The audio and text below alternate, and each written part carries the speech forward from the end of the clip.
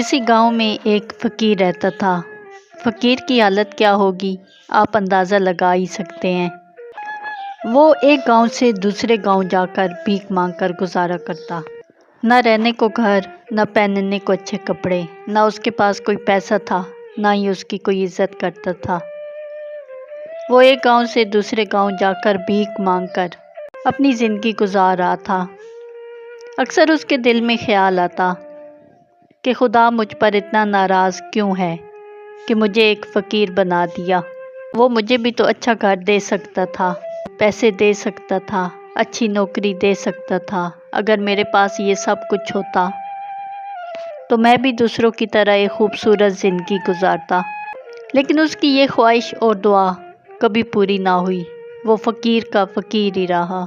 ایک دن وہ بازار سے گزر رہا تھا کہ اس نے سقراط کے بارے میں سنا کہ وہ بہت دانا ہے، عقل مند ہے۔ اس کے پاس ہر مسئلے کا حل موجود ہے۔ جو بھی اس کے پاس اپنا مسئلہ لے کر جاتا ہے، سقراط اسے اتنا اچھا مشورہ دیتا ہے کہ اس کی حالت بدل جاتی ہے۔ یہ باتیں سن کر اس فقیر کے دل میں بھی خیال آیا کہ کیوں نہ وہ بھی سقراط کے پاس جا کر اپنی پریشانی کا حل پوچھے۔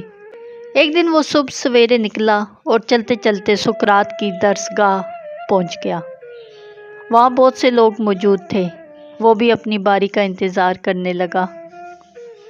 جب اس کی باری آئی، وہ سقراط کے قدموں میں گر گیا۔ اس نے روتے ہوئے کہا، اس گاؤں میں ہر کوئی خوشحال ہے، سب کی زندگی اچھی ہے، پھر صرف میں ہی کیوں غریب ہوں؟ میں مانگ کر گزارا کرتا ہوں، اچھا کھانے، اچھا پہننے، اچھی زندگی گزارنے کو ترستا ہوں۔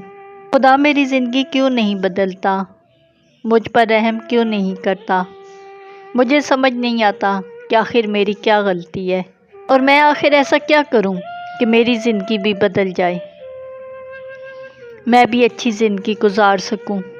سقراط نے اس کی طرف ہمدردی سے دیکھا اور کہا، تم غریب اس لیے ہو کیونکہ تم نے زندگی میں کبھی کسی کو کچھ دیا ہی نہیں۔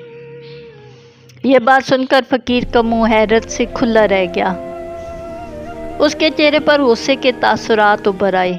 وہ ناراض انداز میں بولا، میں پہلے ہی بہت پریشان ہوں، آپ سے مشورہ لینے آیا ہوں اور آپ میرا مذاق اڑا رہے ہیں۔ میں تو خود مانگ مانگ کر مشکل سے گزارا کرتا ہوں، میں بھلا کسی کو کیا دے سکتا ہوں؟ سقراط کچھ دیر خاموش رہا، پھر بولا، خدا نے تمہیں بہت کچھ ایسا دیا ہے جو تم دوسروں میں بانٹ سکتے ہو، لیکن تمہیں اس کا احساس ہی نہیں۔ خدا نے تمہیں ایک خوبصورت مسکراہٹ دی ہے تاکہ تم لوگوں کو مسکرا کر ملو، انہیں زندگی کی امید دو، لیکن وہ مسکراہٹ کبھی تمہارے چہرے پر آئی ہی نہیں۔ خدا نے تمہیں زبان دی ہے تاکہ تم لوگوں سے نرمی سے بات کرو، لوگوں کے دکھ درد بانٹو، لیکن تم نے اس زبان کو بس گلے شکوے کرنے اور مانگنے کے لیے استعمال کیا ہے۔ خدا نے تمہیں آنکھیں دی ہیں تاکہ تم محبت اور ہمدردی سے لوگوں کو دیکھو، تمہیں ہاتھ دیے ہیں تاکہ تم محنت کرو، خود بھی کماؤ اور دوسروں کی مدد بھی کرو۔ اور جس کے پاس یہ چار چیزیں ہوں وہ کبھی غریب نہیں ہو سکتا۔ غریب وہ ہوتا ہے جو ان نعمتوں کو پہچانتا ہی نہیں اور انہیں استعمال نہیں کرتا۔ ان کے بعد فقیر کی سوچ بدل گئی۔ پہلے وہ ہر وقت محرومیوں کا رونا روتا تھا، پر اب اس نے شکر ادا کرنا اور دینا سیکھ لیا۔ اگلے دن جب وہ گاؤں میں نکلا تو اس نے صاف ستھرے کپڑے پہنے ہوئے تھے۔ اس کے چہرے پر ہلکی سی مسکراہٹ تھی۔ جو بھی اس کے پاس سے گزرتا وہ محبت سے سلام کرتا۔ لوگ حیران ہوتے کہ کیا یہ وہی فقیر ہے جو ہمیشہ اداس رہتا تھا، ہر وقت روتا دھوتا رہتا تھا۔ آہستہ آہستہ اس نے لوگوں کے ساتھ نرمی سے بات کرنا شروع کر دی۔ کسی کو مشکل پیش آتی، مدد کی ضرورت ہوتی تو وہ اس کے ساتھ کھڑا ہو جاتا۔ اس کے پاس پیسے تو نہیں تھے مگر اس کے پاس ہاتھ تھے۔ اس نے اپنے ہاتھوں سے چھوٹے موٹے کام بھی کرنا شروع کر دیے۔ کبھی کسی کا بوجھ اٹھا دیتا، کبھی کسی کی مدد کر دیتا، لوگ اس کی نیت اور خلوص سے متاثر ہونے لگے۔ وقت گزرتا گیا، وہی لوگ جو اسے نظر انداز کرتے تھے اس کی عزت کرنے لگے۔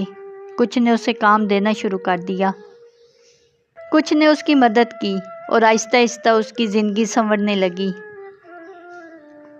دوستو، زندگی میں بہت سے لوگ اپنی خراب قسمت کا، اپنے حالات کا رونا روتے رہتے ہیں۔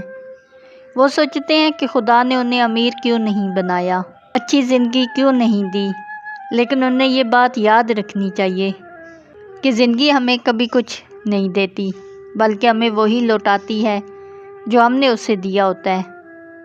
اگر محبت چاہتے ہو تو محبت بانٹو، اگر نفرت بانٹو گے تو نفرت ہی ملے گی۔ ہمیشہ یاد رکھو، خوشی لینے سے نہیں ملتی بلکہ دینے سے ملتی ہے۔ مدد کرنے میں، دوسروں کو دینے میں ہی اصل خوشی ہے۔ اگر تم دینے کی عادت اپنا لوگے تو خدا تمہیں اتنا دے گا کہ تم سنبھال بھی نہیں پاؤ گے۔ اس لیے اگر کچھ پانا چاہتے ہو تو بانٹنا شروع کر دو۔ اگر تم امیر بننا چاہتے ہو تو لوگوں کو دینا شروع کر دو۔ کچھ اور نہیں دے سکتے تو کم از کم لوگوں کے دکھ درد بانٹو۔ تمہاری زندگی کے دکھ کم ہونا شروع ہو جائیں گے، خوشیاں بڑھنا شروع ہو جائیں گی۔